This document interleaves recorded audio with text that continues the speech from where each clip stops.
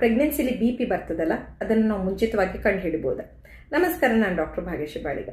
Early pregnancy ಸ್ಕ್ಯಾನಲ್ಲಿ ಯೂಟ್ರಸ್ಗೆ ಬರುವಂಥ ಬ್ಲಡ್ ಸಪ್ಲೈಯಲ್ಲಿ ಹೆಚ್ಚು ಕಡಿಮೆ ಆಗ್ತದ ಅಂತ ಡಾಪ್ಲರ್ ಅನ್ನೋ ಒಂದು ಪರೀಕ್ಷೆಯನ್ನು ಮಾಡಿ ನಾವು ಖಂಡಿತ ನೋಡ್ಬೋದು. ಈ ಪೇಷಂಟ್ಗೆ BP ಬರುವ ಸಾಧ್ಯತೆ ಇದೆಯಾ ಇಲ್ವಂತ ಗ್ಯಾರಂಟಿಯಾಗಿ ಹೇಳಲಿಕ್ಕೆ ಆಗೋದಿಲ್ಲ. ಇಂಥ ಪೇಷಂಟ್ಸ್ ಅಲ್ಲಿ ನಾವೇನ್ ಮಾಡ್ತೇವೆ, ಎಕಾಸ್ಪ್ರಿನ್ 150 ಅನ್ನೋ ಒಂದು ಟ್ಯಾಬ್ಲೆಟ್ ಅನ್ನು ಹಾಕ್ತೇವೆ, which is a blood thinner. ಇದರಿಂದ ಸ್ವಲ್ಪ ಮಟ್ಟಕ್ಕೆ BP ಇಂದ ಬರುವ ಪ್ರಾಬ್ಲಮ್ಸ್ಗಳು ಕಡಿಮೆ ಆಗುತ್ತೆ.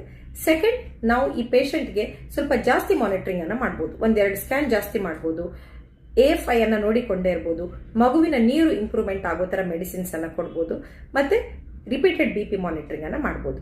ಪ್ರೆಗ್ನೆನ್ಸಿಯಲ್ಲಿ BP ಬಂದರೆ ಅದನ್ನು ಕರೆಕ್ಟಾಗಿ ಮಾನಿಟರಿಂಗ್ ಮಾಡಿದರೆ, ಮಗುವಿನ ಗ್ರೋತ್ ಅನ್ನು ನಾವು ಕರೆಕ್ಟಾಗಿ ಹ್ಯಾಂಡಲ್ ಮಾಡಿದರೆ, ನಾವು 9 ಮಂತ್ಸ್ ವರೆಗೆ ಅದನ್ನು ತೆಗೆದುಕೊಂಡು ಹೋಗಿ ನಾರ್ಮಲ್ ಹೆರಿಗೆನೂ ಮಾಡಲಿಕ್ಕೆ ಆಗ್ತದೆ.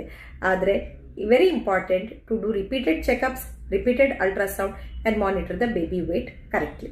ಈ ವಿಚಾರ ತಮಗೆ ತಿಳಿದಿರಲಿ ಅಂತ ರೀಲ್ ಮಾಡಿದ್ದೇನೆ. ಸೇವ್ ಮತ್ತು ಶೇರ್ ಮಾಡಿ.